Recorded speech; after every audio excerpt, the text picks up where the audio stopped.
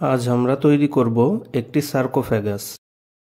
সার্কোফ্যাগাস হলো প্রাচীন মিশরীয় মামির জন্য তৈরি কফিন বিশেষ। এর জন্য আমি একটি নকশা নির্দিষ্ট করে নিয়েছি। আমি যে সার্কোফ্যাগাসটির মিনিয়েচার তৈরি করছি এটি মূলত গ্রানাইট পাথরের তৈরি প্রাচীন মিশরের গিজা থেকে খনন করে পাওয়া চতুর্থ ডাইনেস্টির একটি সার্কোফ্যাগাস, যেটি বর্তমানে ব্রুকলিন মিউজিয়ামে সংরক্ষিত আছে। এটি তৈরি করতে আমরা মাউন্ট বোর্ড ব্যবহার করছি। সাথে থাকবে অবশ্যই ক্রাফটিংয়ের অন্যান্য সরঞ্জাম। প্রথমে মাপ অনুযায়ী মাউন্ট বোর্ডটি কেটে নিচ্ছি। এটি দিয়ে কফিনের মূল বডিটি তৈরি হবে। কফিনের মূল বডির 6 পাশের জন্য মাপ মতো কাগজ কাটা হয়ে গেছে। একই সাথে আরও কিছু কাগজ কেটে নেওয়া হয়েছে, যা এর মূল বডির ভেতরে লাগানো হবে এর শক্তি বাড়ানোর জন্য। প্রথমেই ভেতরে এক টুকরা কাগজ লাগিয়ে নেব।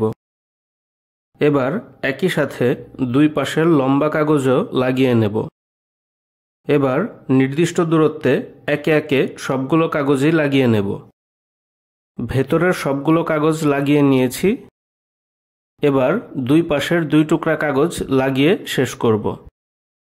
সবশেষে ওপরের ঢাকনাটাও লাগিয়ে নিতে হবে। আমাদের কফিনের মূল বডি তৈরি।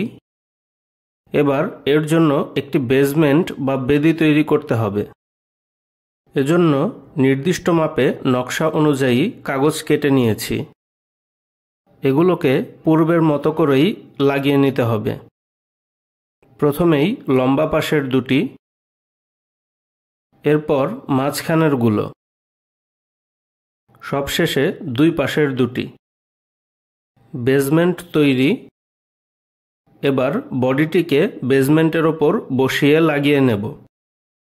বেজমেন্ট লাগানো হয়ে গেছে। এবার বেজমেন্টে নাম ফলকের জায়গাটি তৈরি করব।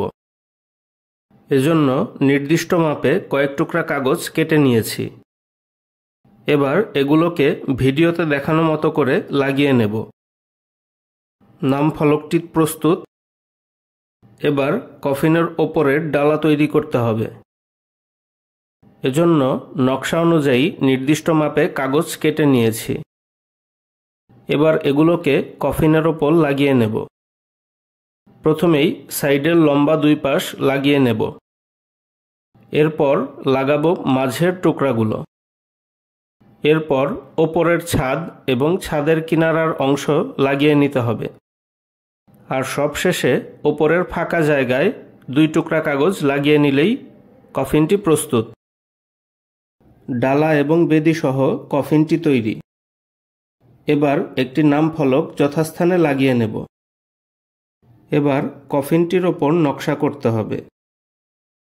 এজন্য কফিনটির গায়ে পেন্সিল দিয়ে নকশাটি এঁকে নিয়েছি। নকশার জন্য 2টি মাপে কাগজ সরু করে কেটে নিয়েছি।